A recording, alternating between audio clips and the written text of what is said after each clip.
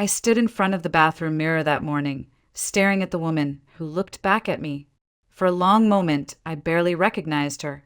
The fine lines around my eyes seemed deeper than yesterday. The grooves around my mouth more pronounced. Strands of gray threaded stubbornly through my hair, and no matter how I brushed it, they caught the light. 38, I reminded myself. But the mirror told me a harsher truth. I looked closer to 45. A tired sigh escaped my lips. Somewhere along the way, time had stolen my youth, and I hadn't even noticed until it was gone. A knock rattled the bathroom door. "Mom, are you going to be much longer? Sophie needs to use the bathroom." Ashley's voice cut sharp and impatient. I glanced at the clock. 8 o'clock already. We had 40 minutes before we had to be out the door. Quickly rinsing my mouth, I opened the door. Ashley stood there with her arms crossed, her dark hair perfectly straightened, her expression already irritated with me. She grabbed her little sister by the wrist and marched inside without another word. Sophie toddled after her, still half asleep, whispering a soft thank you, only because Ashley prompted her to. I stepped aside, holding back the sting of frustration. Ashley had been testing me more and more lately. Every word from my mouth seemed to ignite her disdain. I tried not to let it show, but every barb she threw at me cut deeper than I wanted to admit. At breakfast, I set down bowls of oatmeal and glasses of milk. Ethan sat quietly, spoon in hand, eager to eat before school. Sophie wriggled into her chair, rubbing her eyes. Ashley eyed the food and curled her lip. "Oatmeal again? And this milk is warm. You can't even get breakfast right, Mom." I bit down on my tongue. "It's not warm, it's straight from the fridge," I answered, trying to keep my voice even. Ashley scoffed. "Sure, maybe to you it's cold. But honestly, you don't know how to make anything decent.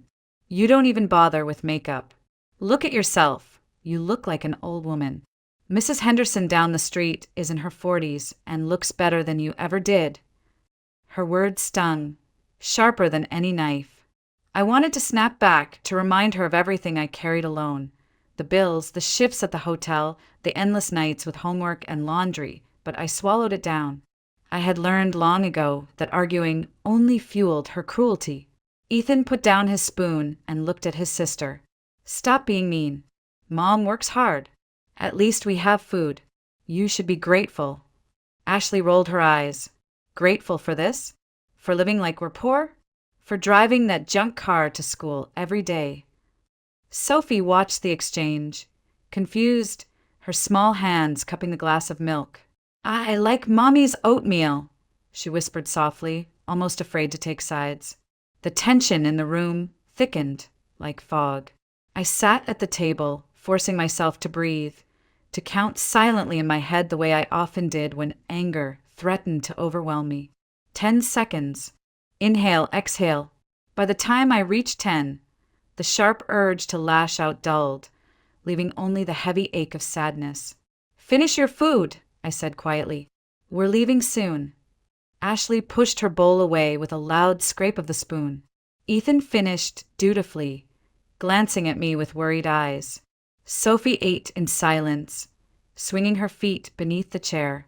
Minutes later, I herded them all out the door. The cold Scranton air bit at our cheeks as we hurried toward the old sedan parked at the curb. I helped Sophie into her booster seat, checked Ethan's backpack, then slid behind the wheel. The engine coughed before it finally started, a rough reminder of how fragile everything felt in our lives. Ashley sat in the back seat with her arms folded, her eyes fixed on the passing houses, refusing to look at me.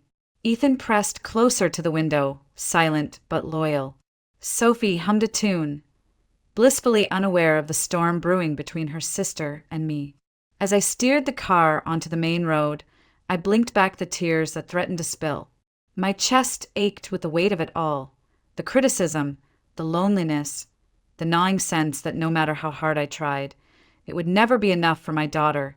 I tightened my grip on the wheel, forcing myself to focus on the traffic lights ahead. The day had only just begun, and already it felt unbearable. But I had no choice. I kept driving, each breath shallow, each tear stubbornly held back, praying silently that somehow we would make it through. The silence in the car didn't last long. Ashley shifted in the back seat, arms crossed tightly. Her reflection in the window was sharp, chin raised, eyes narrowed with contempt. I knew what was coming before she even opened her mouth. Do you ever notice how everyone else's mom actually looks like they care? Mrs. Parker drops Haley off every morning in a nice SUV. She wears heels makeup. You look like a tired maid. No wonder, Dad. She stopped short, biting down on the rest of the sentence, but the words she didn't say still landed like a punch. My knuckles whitened on the steering wheel. Ashley, enough. She leaned forward between the seats. I'm just saying you embarrass me. You don't even try. It's like you gave up on life. And dragging us down with you? I hate it. I felt the heat rise in my chest, the sting of every accusation cutting deeper than the last. Ethan turned sharply toward her. Quit it. Mom works harder than anyone. If you hate it so much, why don't you walk? Ashley's eyes flashed. Maybe I will. I pulled the car over to the shoulder with a screech, my pulse hammering in my ears. I turned to face her, my voice trembling but firm. Get out. If you're so ashamed of me, if you think you're too good to sit in this car, then walk yourself to school. For a heartbeat, she looked stunned. Then her lips twisted into a defiant smile. Fine. She yanked open the door, slamming it hard enough to rattle the whole car. Sophie burst into tears in the back seat, her little hands covering her ears. Ethan's face flushed red with anger as he shouted after her, but Ashley was already stomping down the sidewalk, backpack bouncing against her shoulder. I wanted to call her back, to take the words back, but pride and exhaustion held me frozen. With a heavy heart, I pulled back onto the road. Sophie sobbed softly. Mommy, why did you make her leave? My throat tightened. She wanted to go on her own, sweetheart. She'll be fine. She knows the way. But the reassurance rang hollow, even to my own ears. By the time I dropped Ethan and Sophie off at school, I was trembling. My hands shook on the steering wheel, my chest hollow with guilt and dread. I couldn't afford to break down now. My shift at the hotel started in 15 minutes, and if I was late again, I knew the manager wouldn't hesitate to write me up or worse. The hotel lobby greeted me with artificial warmth and the scent of stale coffee. Behind the front desk, Mrs. Cartwright, the manager, stood with her clipboard pressed against her chest, her lips already pursed. You're cutting it close again, Linda. I know, I'm sorry. Traffic, save it. She tapped her pen against the board. 2 complaints yesterday. One about the wrong wake-up call time, another about you not smiling enough. This isn't a charity, Linda. If you can't keep up, there are plenty of women who'd be happy to take your place. Her words stung, but I forced a polite nod, biting back the urge to defend myself. Behind me, guests wheeled their luggage across the tile floor, voices blending into a dull hum. I pasted on the best smile I could manage and took my place at the desk. For the next hour, I moved through the motions, checking in guests, answering phones, arranging wake-up calls, while inside my thoughts spiraled. Ashley's face, twisted in anger, replayed in my mind. Sophie's tears echoed in my ears. Every sharp word from Mrs. Cartwright dug deeper into the cracks already forming in me. By the time I stole a moment to catch my breath, I felt like a hollow shell. I was surviving, nothing more. No safety net, no partner, no one to lean on. Just me, holding everything together with frayed strings that threatened to snap at any second. By the time my shift ended, darkness had already settled over Scranton. The December air cut bitter and sharp as I stepped out of the hotel, pulling my coat tighter around me. My feet ached, my head throbbed, but all I could think about was Ashley. I replayed the image of her walking away from the car, her shoulders stiff with defiance.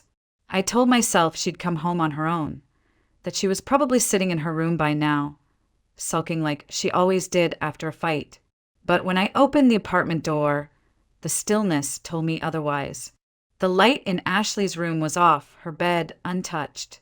Only Ethan sat at the kitchen table, homework spread out before him, and Sophie lay on the couch, curled up with her favorite blanket. "Is Ashley back?" I asked, my voice sharper than I intended. Ethan shook his head without looking up. "Haven't seen her." I dropped my bag, my heart sinking.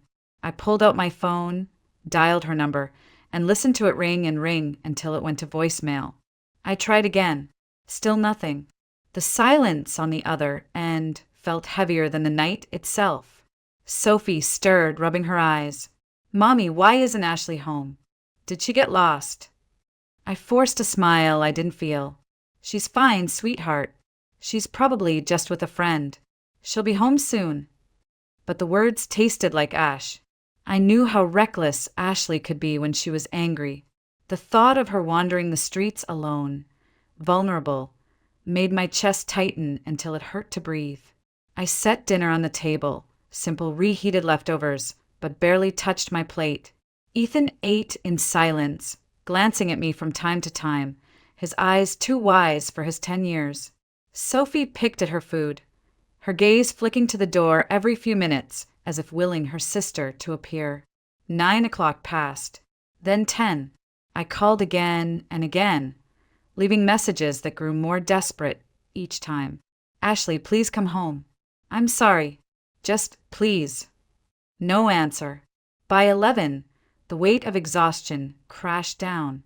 I tucked Sophie into bed, kissed her forehead, and assured her everything was fine.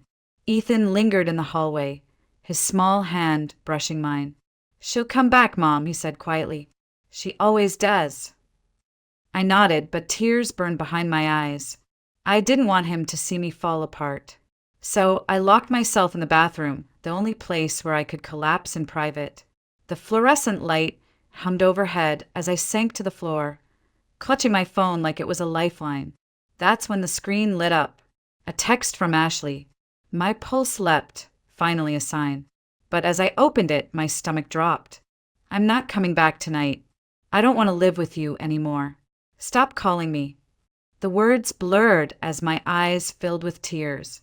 My chest tightened, and a sob broke free, echoing off the tiled walls. I pressed my palm to my mouth to stifle the sound, but it was useless. The dam had broken. A soft knock came at the door. "Mom." Ethan's voice was small, hesitant. "Are you crying?" I swallowed hard, wiped my face with trembling hands, and tried to steady my breathing. But when I opened the door, Ethan's worried eyes told me he already knew. He wrapped his arms around me, his head barely reaching my chest. "It's okay, Mom," he whispered. "We'll be okay." And for the first time that night, I let myself cling to my son, letting his fragile comfort hold together the pieces of me that were breaking apart. The next morning, I dragged myself out of bed with eyes that burned from crying and a body that felt twice its age. Sophie was still half asleep when I coaxed her into her clothes, and Ethan moved quietly, as if afraid that any sudden sound might break me. Ashley's bed remained empty, sheets untouched. I wanted to believe she'd slipped in during the night, but the silence of her room told the truth. After dropping Sophie and Ethan at school, I headed straight to the main office to ask about Ashley. The guidance counselor, Mrs. Graham, met me with a concerned frown. "Mrs. Thompson, I was going to call you today. Ashley hasn't been in class for 3 days now. We've logged her absences. If it continues, we'll have to notify the district.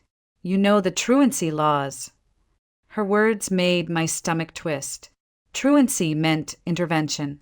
Intervention meant caseworkers, possibly Child Protective Services.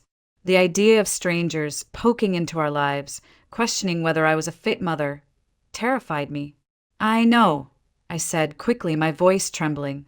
"I'm trying to get her back home. She ran off after an argument. I'm doing everything I can." Mrs. Graham softened, but her tone stayed firm. "You need to find her, Linda. These situations can spiral fast." I left the building with my heart pounding in my chest. My hands shook as I dialed the numbers of Ashley's friends, one after another. Most didn't answer. A few responded with vague excuses. They hadn't seen her, or they didn't know where she was staying. Finally, one admitted she was crashing at a friend's place, but refused to say more. "Ashley doesn't want you to know," the girl whispered before hanging up. I drove aimlessly around Scranton, peering down familiar streets, hoping to catch a glimpse of her dark hair, her defiant stride. Every teenager I passed made my breath hitch, but none of them were her. By evening, Ethan sat at the table, pretending to do his homework, though I knew he was watching me more than the page. Sophie tugged at my sleeve. "Why doesn't Ashley come home, Mommy? Did she stop loving us?" I forced a smile, though my throat ached. "She's just angry right now, sweetheart. But she still loves us. She'll come back." But I wasn't sure I believed it. Hours later, Ashley finally answered one of my messages. The relief was short-lived. Her words came blunt, full of pride and defiance. "I don't need you. I'm better off on my own. Stop trying to control me." I stared at the screen, numb. My fingers hovered over the keyboard, desperate to write something that would cut through her stubbornness, but what could I say? I had already begged, pleaded, promised. Nothing reached her. I set the phone down, pressing my palms into my eyes until sparks of light danced behind them. The apartment felt colder than ever, the silence unbearable. For the first time, I wondered if I had already lost her, not to an accident or some stranger, but to her own pride, her own misguided belief that life without me would somehow be better. The thought hollowed me out. I had carried her inside me, brought her into this world, loved her more fiercely than anything, and now she was slipping away, beyond my reach. And I didn't know how to pull her back. That weekend, I drove across town to Martha's house. The little two-story had grown quiet and dim since her stroke. Once, she had been a sharp-tongued woman with endless energy, but now she lay confined to a bed in the downstairs den. Her world shrunk to four walls and the rhythm of caretakers who came and went. Most days, it was me who filled in the gaps, bathing her, making meals, tidying the house.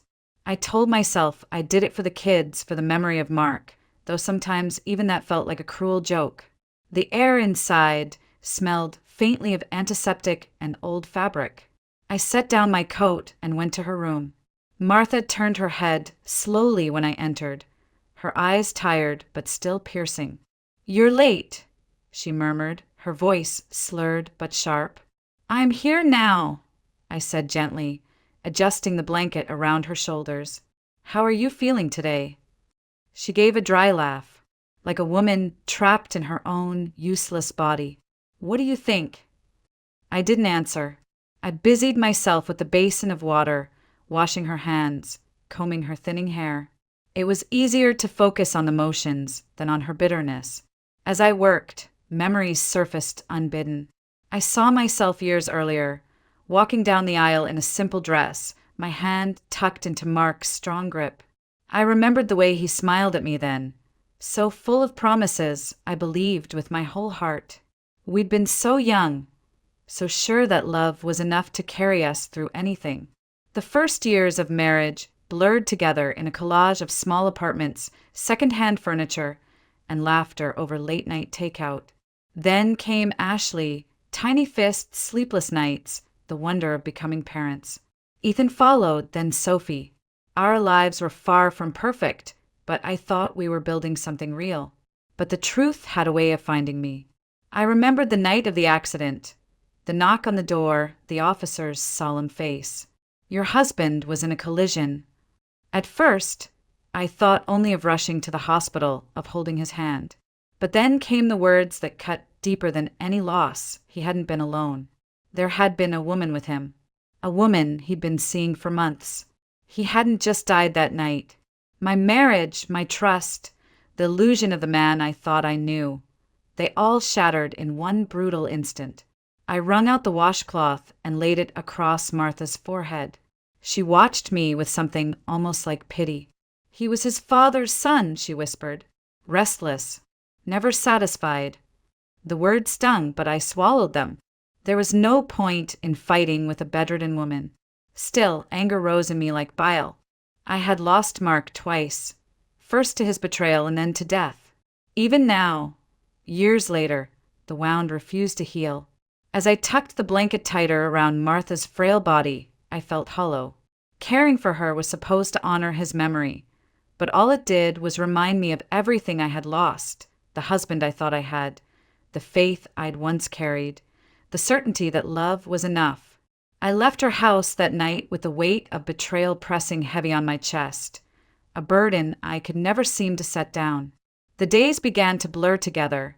Shifts at the hotel, school drop-offs, nights with Martha, endless piles of laundry and bills that never seemed to shrink. Every hour of my life felt spoken for, yet nothing ever truly got done. I was running on fumes, patching holes in a ship that was already sinking. Winter in Scranton only made everything heavier. The cold seemed to creep into my bones, turning simple tasks into uphill battles. The apartment's heater rattled constantly but never kept the rooms truly warm. I'd wake up before dawn to scrape ice from the windshield, praying the old sedan would start. More often than not, the engine groaned in protest, threatening to give out completely. One morning it finally did. I turned the key again and again, but the car refused to come alive. Panic rose in my chest. Without that car, I couldn't get to work, couldn't get the kids to school, couldn't make it to Martha's house. Everything depended on it.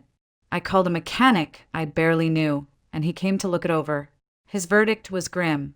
Transmission's shot. You're looking at $1,500, maybe more. $1,500 might as well have been 15,000. I didn't have it. I didn't even have a fraction of it. I scraped together the little savings I had hidden away, money meant for emergencies, though in truth, every day of my life felt like one. With trembling hands, I counted out just enough for a temporary fix. That night, I sat at the kitchen table with the receipt in front of me, staring at the dwindling numbers in my bank account. The kids were asleep, the apartment finally quiet, but the silence only magnified the ache in my chest. One unexpected repair had wiped away the tiny cushion I'd fought so hard to build. Ethan shuffled into the kitchen, rubbing his eyes. "Mom, are you still working?" I quickly pushed the papers aside. "Go back to bed, sweetheart." He tilted his head, studying me with a seriousness that broke my heart. "You're always so tired. I wish I could help." I forced a smile, brushing his hair back. "You already do, honey, just by being you." After he went back to bed, I sat there in the dim light, listening to the hum of the heater and the distant whistle of the wind outside. My life felt like a constant balancing act. Work, children, Martha, bills. One slip, one unexpected expense, and everything threatened to collapse. I caught sight of myself in the dark window, my reflection, faint but unforgiving. Hollow eyes, shoulders slumped, a woman stretched to her limits. Was this all I was destined for? To keep fighting battles I could never win, until there was nothing left of me but exhaustion? Yet, even as the questions haunted me, I knew I had no choice. There was no one else to carry the weight. No partner, no family I could lean on. Just me, standing between my children and the cold world outside. So I squared my shoulders, gathered the bills into a neat stack, and blew out the kitchen candle. Tomorrow would demand more of me than I had to give, but I would show up anyway, because that's what survival meant. It was a Thursday evening when the front door finally creaked open, and Ashley walked back into the apartment as if she had never left. My heart leapt at the sight of her, though I forced myself not to rush forward. She carried herself with that same air of defiance, chin high, expression unreadable, but her eyes betrayed something softer, something tired. "Nice of you to remember where we live," I said quietly, not trusting my voice with anything stronger. Ashley shrugged, tossing her backpack onto the couch. "I needed a break. You were suffocating me." The words cut, but I was too relieved to fight. Sophie squealed and ran to her sister, hugging her legs. Ashley bent down stiffly, patting her head as if unsure how to receive the affection. Ethan stayed seated at the table, watching warily, as if waiting for the storm to break again. "Dinner's almost ready," I offered, trying to keep my tone calm. Ashley rolled her eyes, but followed me into the kitchen. To my surprise, she pulled open the fridge and started taking things out. "You make the same boring food all the time. Let me try." I blinked, unsure whether to be offended or grateful. But when she began chopping vegetables with clumsy determination, I stepped aside. Sophie giggled as Ashley dropped half the carrots onto the floor. Ethan muttered something about not wanting food poisoning, but even he couldn't hide the small smile tugging at his lips. For the first time in weeks, the apartment felt alive. We sat down together at the table, Ethan, Sophie, Ashley, and me. The food was unevenly cooked, too salty in places, underdone in others, but none of that mattered. Sophie declared it the best dinner ever, simply because her sister had made it. Ethan teased her about burning the chicken, and even Ashley cracked a reluctant smile. I watched them, my heart caught between relief and fear. I wanted to believe this was a turning point, that maybe Ashley was beginning to soften. But I knew how fragile it all was, like glass that could shatter at the slightest pressure. As the plates emptied and the laughter faded into yawns, Ashley leaned back in her chair, arms crossed but eyes heavy. "Don't get used to it," she muttered. "I'm not trying to be some perfect daughter.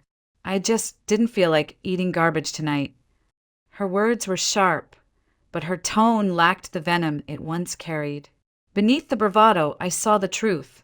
She was tired, maybe even scared. She had tested her freedom, only to find it lonelier than she imagined.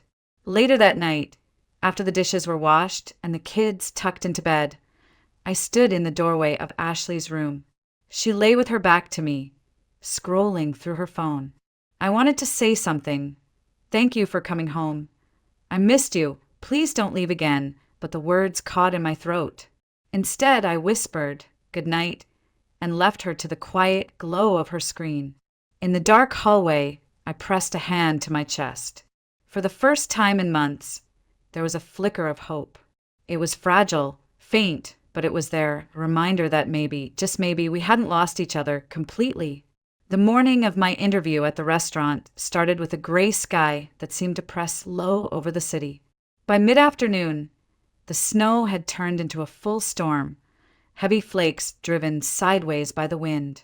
I should have canceled, should have stayed home, but I couldn't. We needed the money too badly, and this job promised better pay than the hotel. So I bundled myself in my old coat, kissed Ethan and Sophie goodbye, and hurried out into the cold.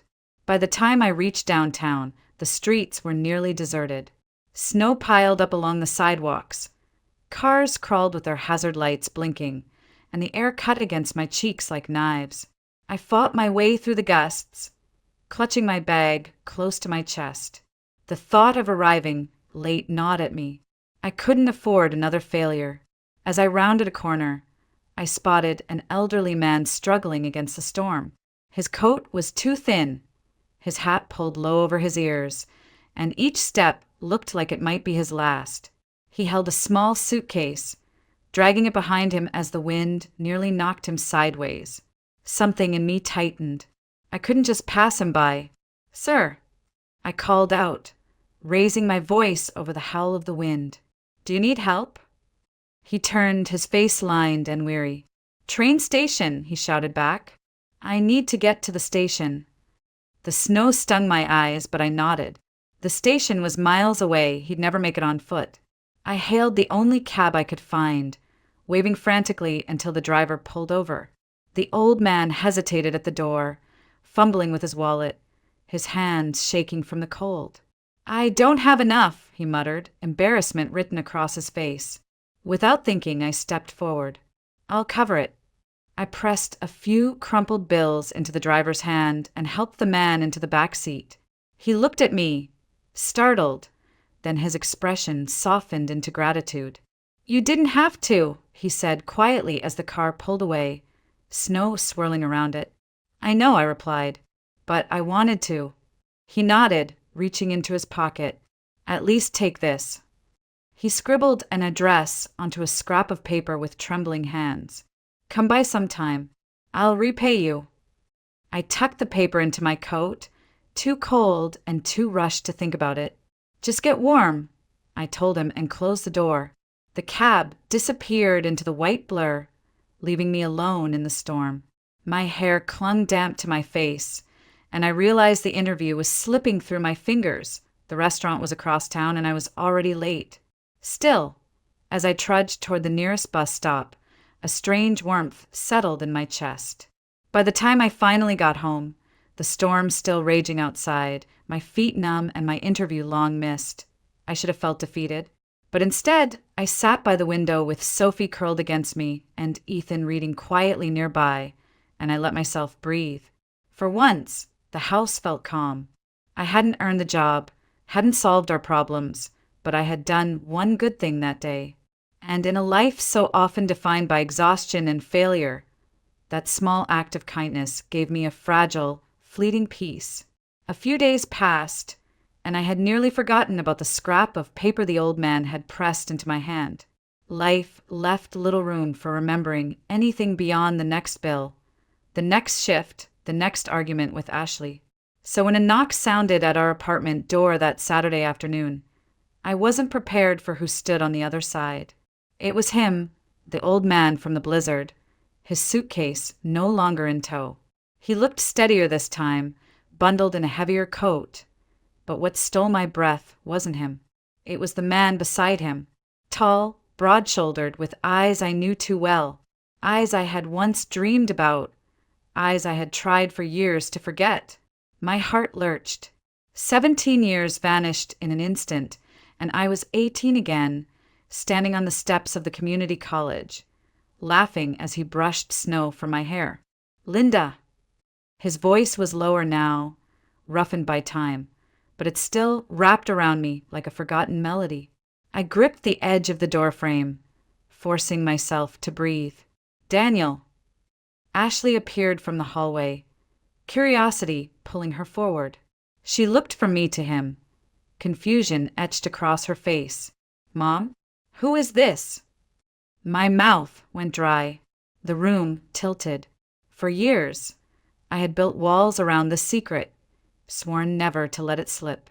But now here he was, standing in my doorway, and Ashley's eyes, so much like his, searched mine for answers I no longer had the strength to hide. This is Daniel Hayes, I said finally, my voice breaking. I faltered, swallowing hard. Your father. The word hung in the air, heavy, impossible. Ashley's face, drained of color. What? No. Dad was Mark. She shook her head violently, as if trying to shake off the truth. What are you talking about? I stepped forward, reaching for her hand, but she pulled away. Ashley, please. I never meant for you to find out like this. There are things you don't know, things I should have told you long ago. Daniel's father cleared his throat, his gaze soft but insistent. It's time, Linda. Let her hear it. I sank into a chair, my legs too weak to hold me. The words spilled out, bitter and heavy, each one scraping against the wounds I thought had scarred over. How Daniel and I had fallen in love when we were young, dreaming of a life together.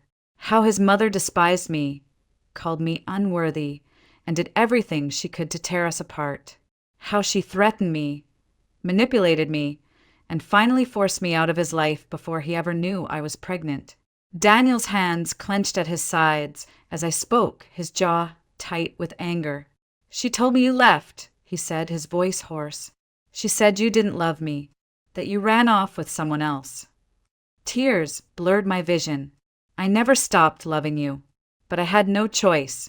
I had to protect myself, and later I had to protect Ashley. Ashley stood frozen, her eyes wide, her breathing quick. So all this time, you lied to me? You let me think Mark was my dad when it was him. She jabbed a finger toward Daniel, her voice breaking between fury and disbelief. I wanted to keep you safe, I whispered. I thought the truth would only hurt more. Her face twisted, torn between rage and shock. She turned away, pacing the small room like a caged animal. The fragile peace we'd begun to rebuild seemed to shatter in an instant. I sat there, my heart aching with guilt, watching my daughter wrestle with a truth I had spent half my life burying. And all I could think was that the past had finally come to claim me, and there was no hiding anymore.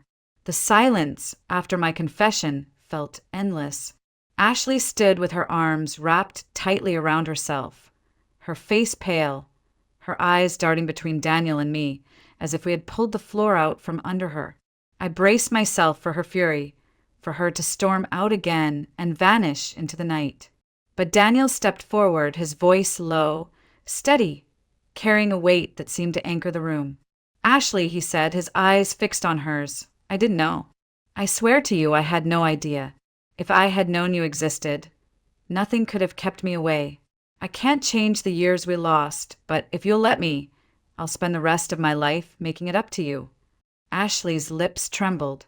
She tried to mask it with anger, but her voice cracked. "You expect me to just believe that? To believe you would have been there?" "Yes," Daniel answered simply, "because I see you now. And I see her." He gestured toward me, his eyes softening. "I know what we had, Linda and I. And I know what was stolen from us. Please give me a chance." Ashley's defenses wavered. For the first time in years, I saw the little girl inside her, the one who used to curl up in my lap with picture books, who used to slip her hand into mine without hesitation. Her eyes filled with tears she fought to hide. She turned away, swiping at her cheeks. "I don't know if I can forgive either of you," she whispered, "but I'm tired of being angry all the time." The words cracked something open in me. I wanted to rush forward to hold her, but I forced myself to wait. Slowly, Ashley came back to the table and sat down. She didn't look at me, not yet, but she didn't turn away either. That was enough for now. Over the days that followed, a fragile truce began to form. Daniel visited often, sometimes with his father, sometimes alone. He didn't press Ashley with questions or demands. He simply showed up, listening when she spoke, giving her space when she needed it. Little by little, her walls began to lower. At home, the sharp edges of our life softened. Ashley still bristled, still threw barbs now and then, but they no longer carried the same venom. Once, she even helped Ethan with his homework without me asking. Sophie, delighted to have her sister's attention again, followed her around like a shadow. One evening, as we cleared the table together, Ashley glanced at me and muttered, almost too quietly to hear, "Your cooking's not that bad." It wasn't an apology, but it was a step, and I clung to it like a lifeline. Lying in bed that night, I stared at the cracked ceiling, exhaustion pulling at me, but something else stirring underneath. For so long, I had felt like my life was nothing but loss. Mark's betrayal, his death, Ashley's anger, the endless grind of survival. But now, for the first time in years, I felt something else, the possibility of renewal. Daniel's presence couldn't erase the past. Ashley's wounds wouldn't heal overnight. My burdens hadn't magically disappeared. But I wasn't alone anymore. And maybe, just maybe, that was enough to begin again. I closed my eyes, whispering a silent prayer of gratitude. Whatever came next, I believed we could face it together. Because family wasn't just about what we had lost. It was about what we still had the courage to build. I still remember the smell of that office the first time I stepped inside. Leather, polished wood, and the faint trace of expensive cologne that clung to the air like it owned the place. It was my first week at the cleaning company, a new start I desperately needed. The manager had called me into her cramped little office and handed me a fresh assignment. "Hannah, we've got a premium client downtown. Law firm, Montgomery and Partners. They want someone reliable for the top floor. You'll be in charge of the executive suite." I nodded, pretending to be grateful for the chance. In reality, my stomach tightened. A prestigious client in a skyscraper in downtown Seattle meant more money. Yes, but also more pressure. Still, money was money, and I had 3 little mouths waiting at home. I couldn't afford to be picky. That evening, I rode the elevator up to the 45th floor of a glass tower that seemed to scrape the gray Seattle sky. The carpet was thick beneath my shoes, muffling my footsteps as if to remind me I didn't belong there. The receptionist had already gone home, and the hallway was silent. I found the brass plaque that read, David Montgomery, Managing Partner. The name sliced through me like a knife. For a moment I froze, my hand hovering over the door handle. My pulse quickened, my vision blurred. Montgomery. Could it be the same? No. Seattle was full of people. Surely it was just a coincidence. I forced myself to breathe and pushed the door open. The office was dim, the city lights pouring through floor-to-ceiling windows. Behind a massive mahogany desk sat a man in a tailored navy suit, flipping through a stack of papers. He looked up, and in that instant my knees nearly buckled. It was him, David Montgomery, the man who had destroyed my life 5 years ago. He didn't flinch. His eyes rested on me, cool and distant, before his face settled into a neutral mask. "You must be the new cleaning staff," he said in a voice as steady as stone. Not a flicker of recognition, not a shadow of guilt.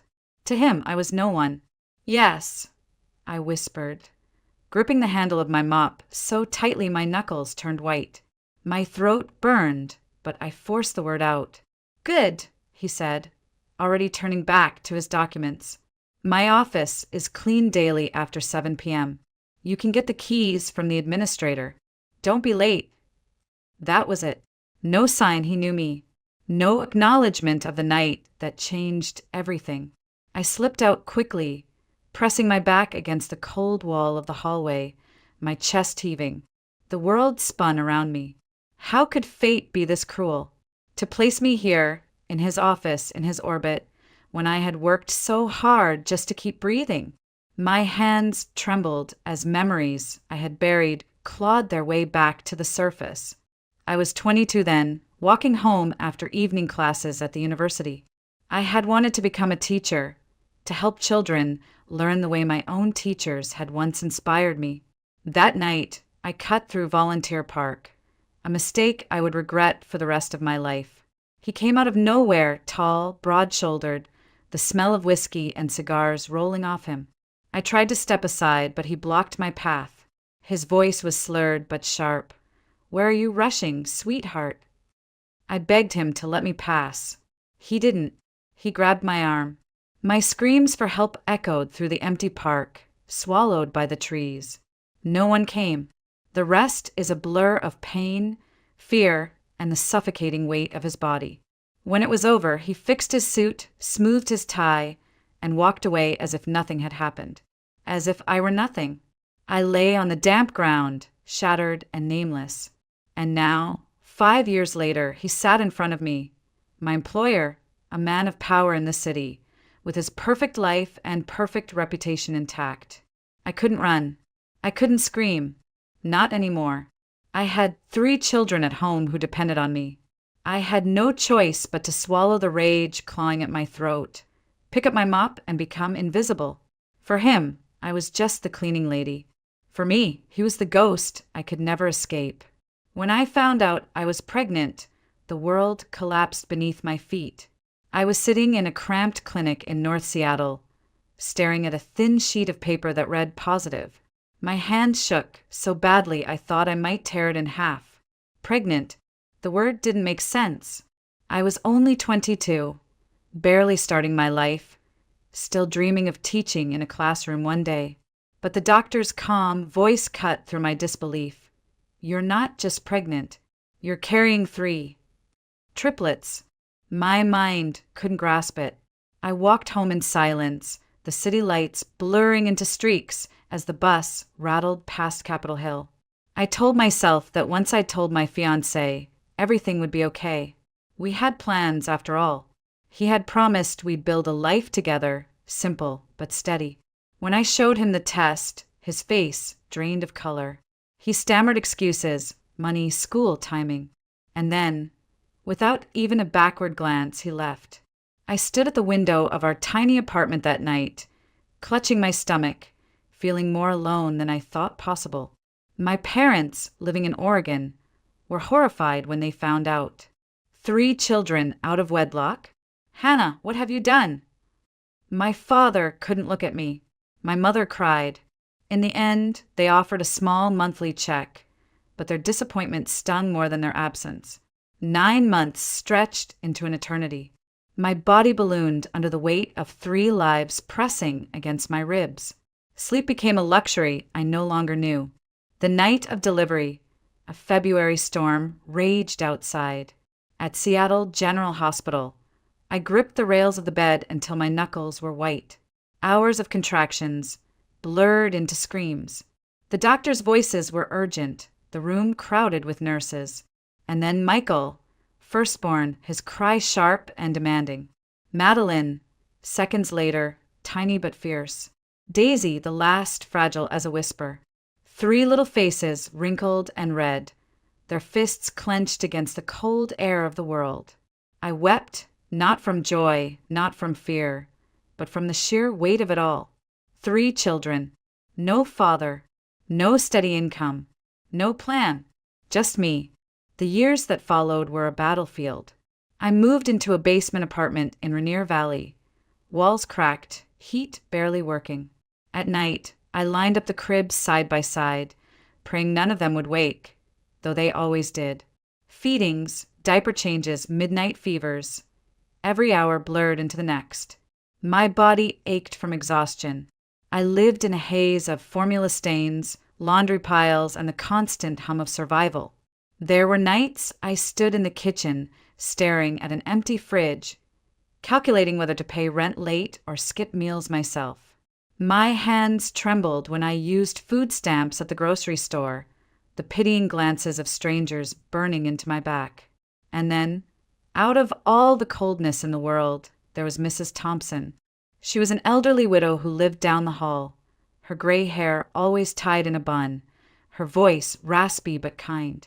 She had no children of her own nearby, no grandchildren visiting on weekends. One afternoon, after hearing the babies cry for hours, she knocked gently on my door. "Honey, you need rest. Let me help."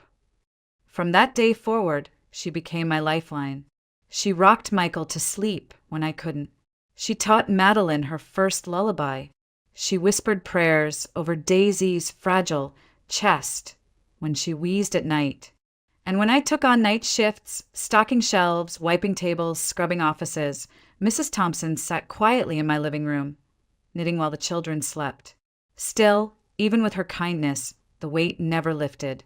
The cycle of poverty circled me like a noose. Bills piled higher than paychecks. My dreams of teaching withered into dust. Yet every morning, when I saw 3 pairs of bright eyes staring back at me, I told myself to keep moving. For them, I would endure anything. After my trial period at the cleaning company ended, they gave me a permanent assignment. Montgomery and Partners downtown, my supervisor said, sliding the clipboard across the counter. Big firm. They pay well, but they're particular. Don't miss a shift. I stared at the name. Montgomery. My throat tightened. I'd spent weeks trying to convince myself that night at his office was a cruel coincidence, some twist of fate that placed me in front of the one man I wished I'd never see again. But now, with his name printed clearly on company records, there was no denying it. David Montgomery wasn't just a partner. He was the Montgomery. The first evening I walked back into that skyscraper, every step echoed like a verdict. The polished marble floors, the hushed lobby, the gold lettering on the firm's directory. It all reeked of power. I swiped my badge, rode the elevator up 45 stories, and stood outside his office door again. My palms were damp. My body remembered him before my mind allowed the memories to surface. When I stepped inside, he barely looked up from his desk. "You again," he said flatly. His tone carried no recognition, only indifference. That almost hurt more. I wanted to scream. "Do you really not remember? Do you not see what you did to me every time you look at my face?" But my lips remained sealed. Instead, I moved about the office like a shadow, dusting shelves lined with law books and trophies, vacuuming the thick carpet that muffled my footsteps, emptying the wastebasket where his discarded notes lay crumpled. All while he sat behind the desk, pen scratching across contracts worth more than I'd make in a year. Every time I caught a glimpse of his last name embossed in gold on the wall, Montgomery, my chest burned. Rage tangled with fear. But beneath it all was something worse. Helplessness. He held power not only in that office, but over the past that I could never erase. I needed this job. My kids needed food. Rent needed paying. That reality chained my anger into silence. And then there was the picture. It sat proudly on the corner of his desk, in a silver frame that gleamed under the lamplight. A woman with perfect blonde hair smiled effortlessly, her pearl necklace catching the sun. Beside her stood a boy, maybe 10 or 11, dressed in a private school blazer, his eyes bright and sure. A perfect family captured in glossy stillness. Every night, as I wiped down his desk, my eyes landed on that photograph.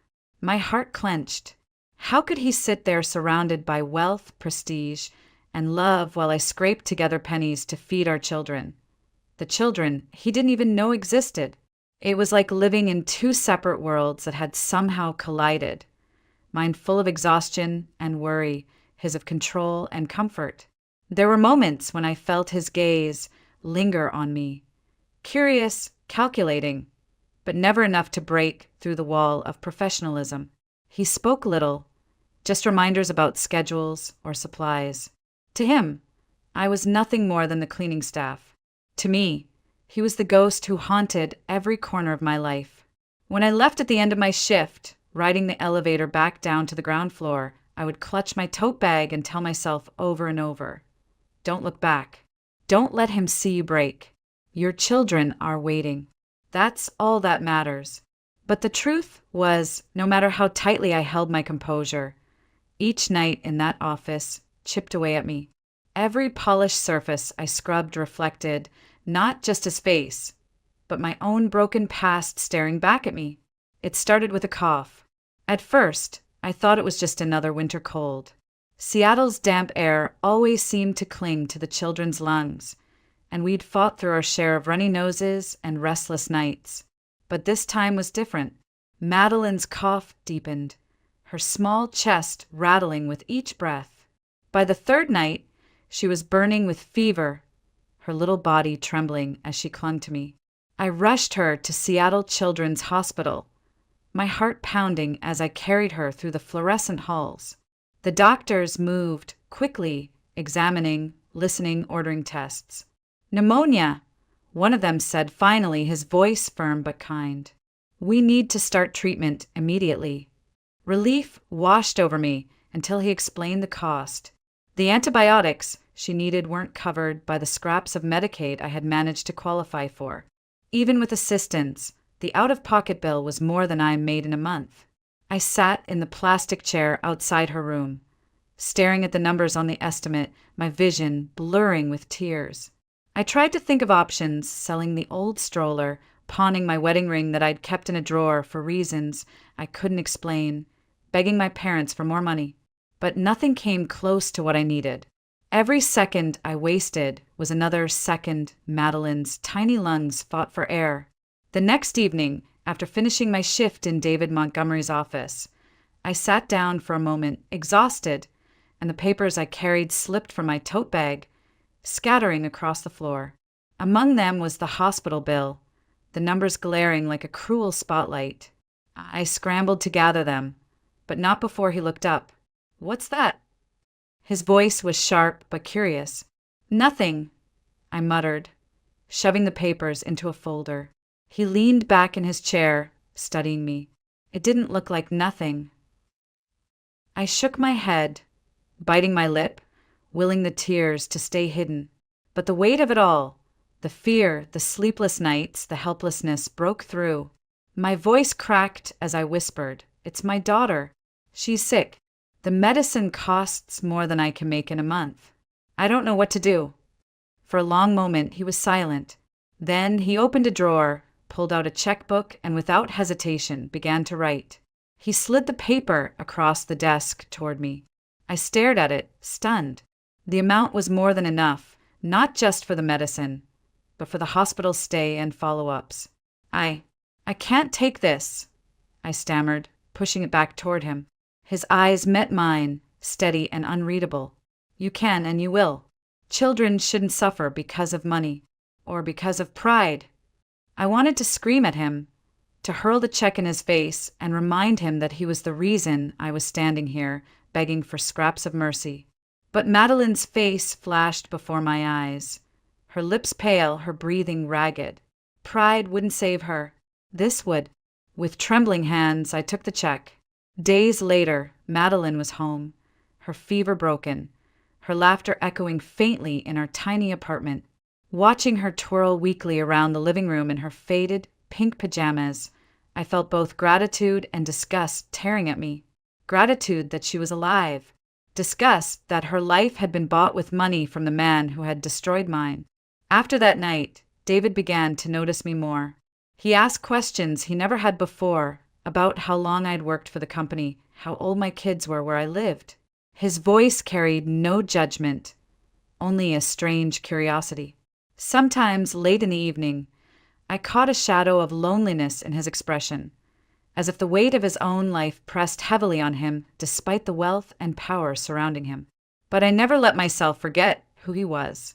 The man offering kindness was the same man who had once stolen everything from me, and no amount of checks could change that truth. After that night with the check, something shifted. David Montgomery began noticing me in ways he hadn't before. He would ask about my schedule, whether I was managing the commute, if the children were well. At first, I brushed it off as politeness, but one evening he leaned back in his leather chair and said almost casually, "It isn't right for you to be dragging 3 kids across town every day on the bus. I'll arrange for the company to provide a car." The words landed like a weight in my chest. A car. Something so ordinary for most people, yet unthinkable for me. My instinct screamed to refuse. It felt like another chain tying me to him. But the practical part of me, the mother who spent hours shuttling Michael, Madeline, and Daisy through the rain with grocery bags cutting into my palms, knew what that meant. I nodded stiffly. "Thank you." The words tasted like ash. Not long after, on a rare Saturday when the kids begged for fresh air, I took them to Volunteer Park. The sun was timid, the kind of pale light Seattle offered in spring, but the children ran across the grass as if it were summer. Michael darted ahead, his dark hair falling into his eyes, his jaw already showing a seriousness that didn't belong to an 8-year-old. That's when I saw her, a tall woman in a cream coat, her blonde hair shining, pearls at her ears even on a weekend. She was walking a golden retriever and paused when Michael ran past. Her gaze locked on him, and I saw her lips part ever so slightly. I recognized her from the photograph on David's desk. His wife. She studied Michael as though she were staring at a ghost. Her eyes flicked between him and the children trailing after me, and then to me. I could feel the blood drain from my face. In that instant, I knew exactly what she saw, the resemblance. Michael was the mirror image of David at that age. Even I couldn't deny it. I tugged the kids toward the playground, my heart thudding in my ears. All afternoon, I couldn't shake the terror. If she spoke to David, if she pressed the suspicion, the fragile wall I'd built would crumble. That night, I barely slept, every creak in the apartment sounding like a verdict closing in.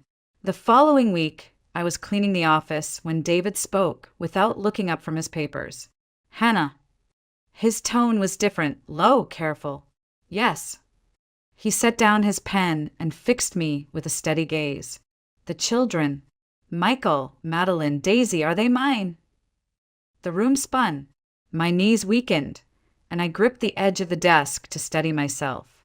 I had rehearsed this moment in my head 1,000 times, always swearing I would deny, deflect, protect the secret. But faced with his eyes, searching, unflinching, the truth clawed its way out. Tears burned hot as I whispered, "Yes." The word hung between us like shattered glass. My chest felt hollow, as though I'd just handed him the most fragile pieces of my life. For 5 years, I had carried the burden alone, kept silent to survive. And now, with a single word, the silence was broken. David leaned back slowly, his face unreadable. But his eyes, those eyes that mirrored my son's, were wide with something I had never seen in him before. Not arrogance, not indifference, but shock. And as I stood there, trembling, I realized nothing would ever be the same again. The silence after my confession stretched on so long I thought I might suffocate. David leaned back in his chair, his hands pressed against his mouth, his eyes fixed on some distant point beyond me.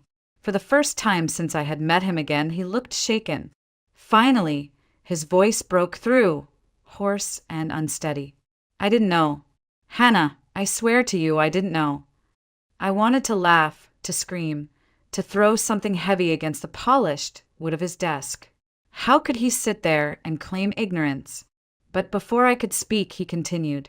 5 years ago, I was a different man. I drank too much. I partied with the wrong people. I was arrogant, reckless. I don't remember that night in the park, not the way you do. I only remember waking up hungover, half-dressed in a stranger's apartment, and thinking nothing of it. That was who I was. He lowered his head into his hands. God help me, I didn't think about who I hurt. The word struck me like a blow. My whole body trembled. You ruined me, I whispered, my throat raw. You left me with scars that will never fade. You left me with 3 children to raise alone. His eyes lifted, glassy with something I refused to name. And they're mine, my children. Hannah, let me try to make this right. Let me support them, school, healthcare, college, whatever they need. Please, don't shut me out. I know I can't change the past, but I can be there now. Anger surged through me, hot and bitter. I slammed the duster I'd been holding onto the desk. You think money will fix this? You think writing checks erases what you did to me? You cannot buy back what you destroyed. He flinched, but didn't back down. No, I can't erase it, but I can be a father. Let me be that much. Let me carry some of this burden. For them, if not for you. I shook my head, tears blurring the room. I wanted to tell him to stay away, to lock every door against him. But deep inside, a seed of fear had taken root, the fear of what would happen if he pressed harder, if he fought for custody, if he used his wealth and influence against me. He had already taken so much. I couldn't risk losing my children too. The weeks that followed unraveled in ways I could never have predicted. Whispers swirled through the firm. His wife appeared less and less at company events. Then, one morning as I entered his office, I saw a manila envelope sitting on his desk. Divorce papers. Her name, neatly typed in black ink. David saw me glance at them. He gave a short, bitter laugh. She knows. Maybe she doesn't know the details, but she suspects. Michael's face, she couldn't unsee it.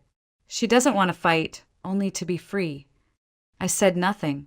Part of me felt the smallest flicker of satisfaction. Justice in its cruelest form. Another part of me recoiled, knowing that his broken family could never compare to the years I had spent broken and alone. He looked at me then, weariness etched into the lines of his face. Hannah, I've lost everything. My wife, my home, my reputation. But I will not lose those kids. I'll stand by them no matter what you say. I clutched my tote bag tighter, my voice low but fierce. They are mine. I raised them. Don't forget that. His reply came soft but steady. Ours. They're ours. And with those words, the ground beneath me shifted again. Nothing in my life had prepared me for this. The man I hated more than anyone becoming the only other person bound to my children by blood. It was Michael who fell ill first. My strong, serious boy, the one who always tried to carry the grocery bags for me, the one who hushed his sisters when I was too tired to speak.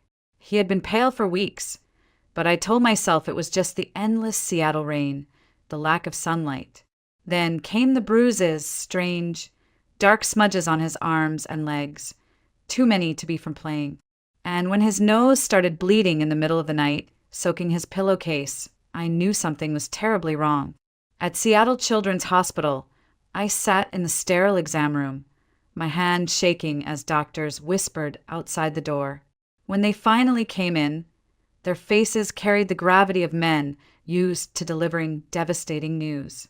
"Acute leukemia," the pediatric oncologist said gently. "We need to act quickly." The words echoed in my head until they lost all meaning. Leukemia. My son had leukemia.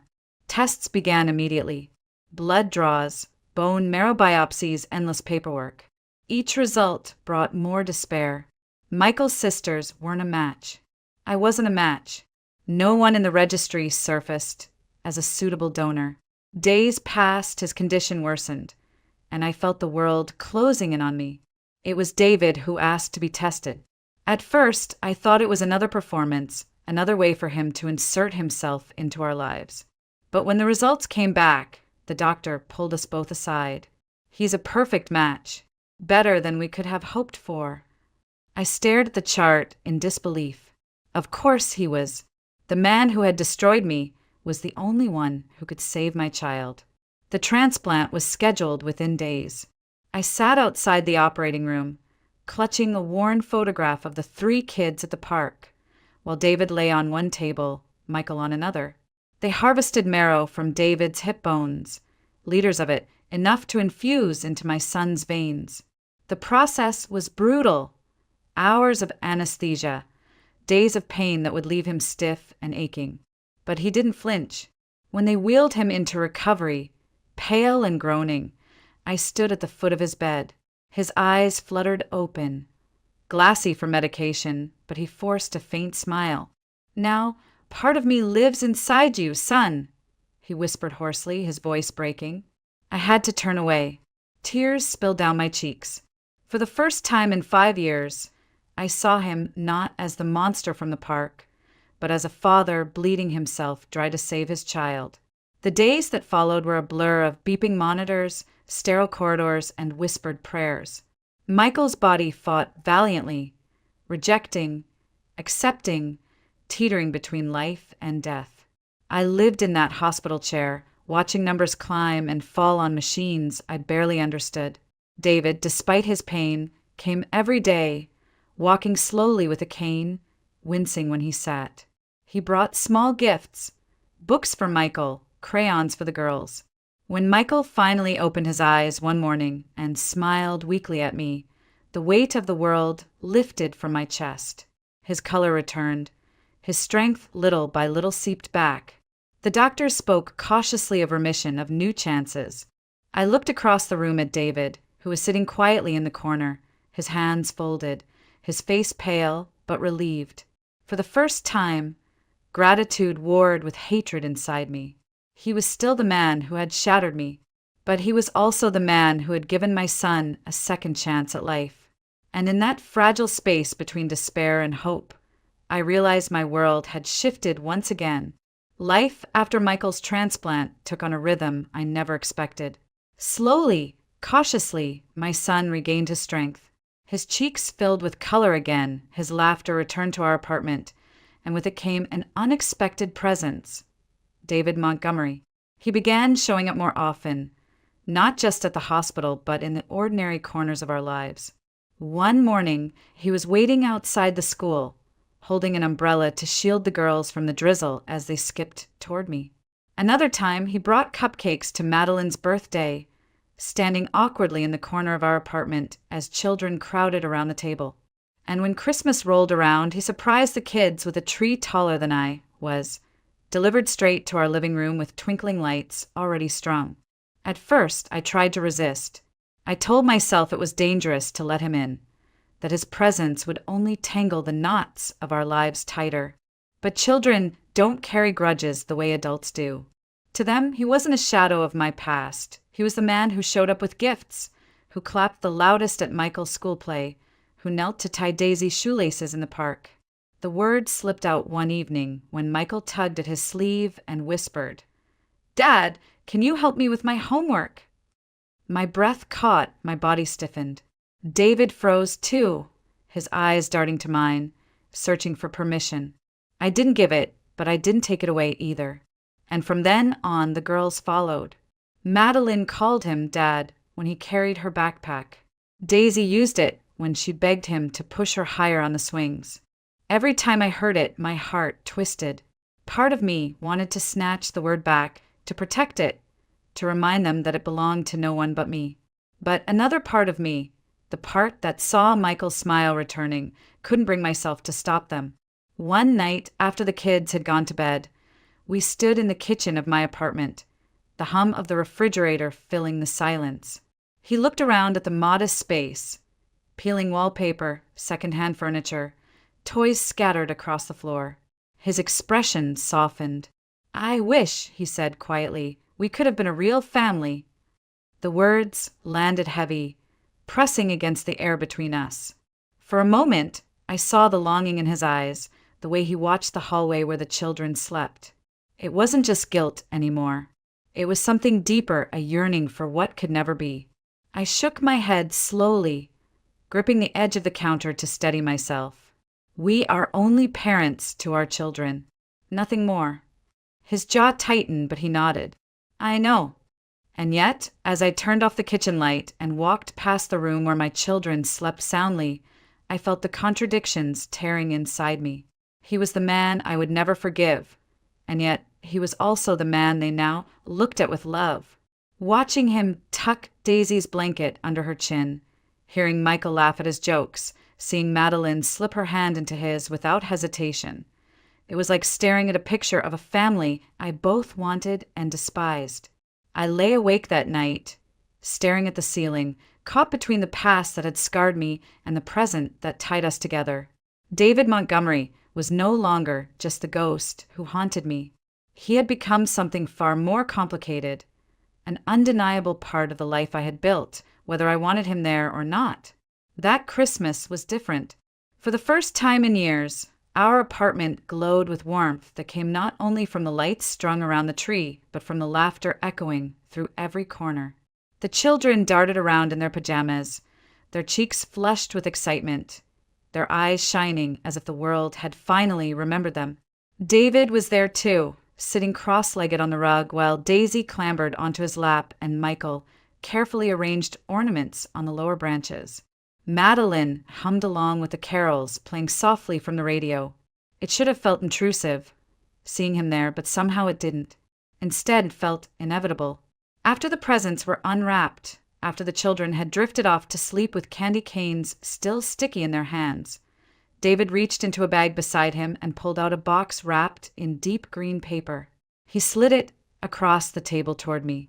"For you," he said simply. I hesitated before peeling away the paper.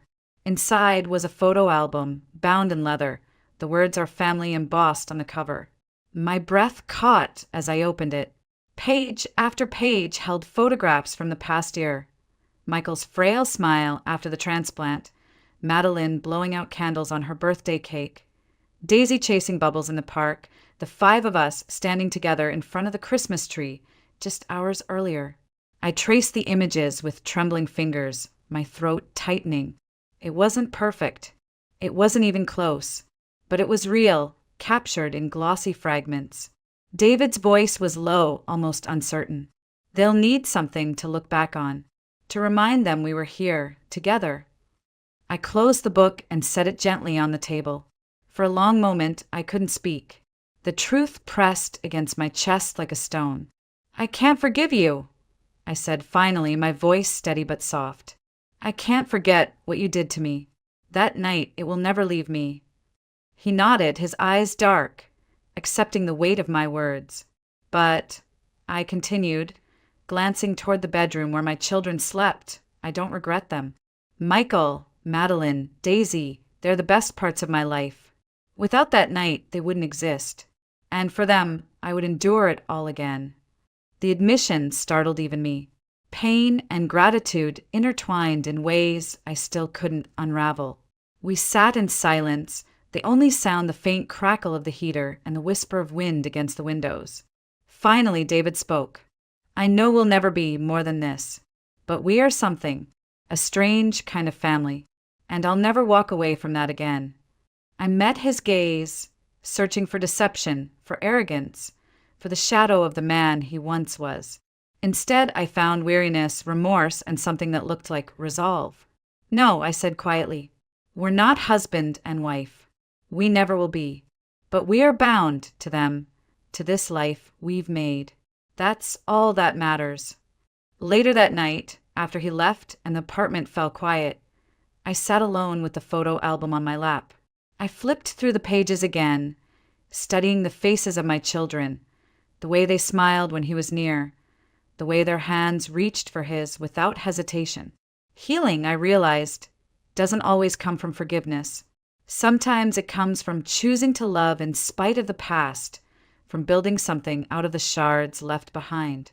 We were not a perfect family. We were not even a conventional one. But as I closed the album and pressed it to my chest, I knew we were ours. And that was enough.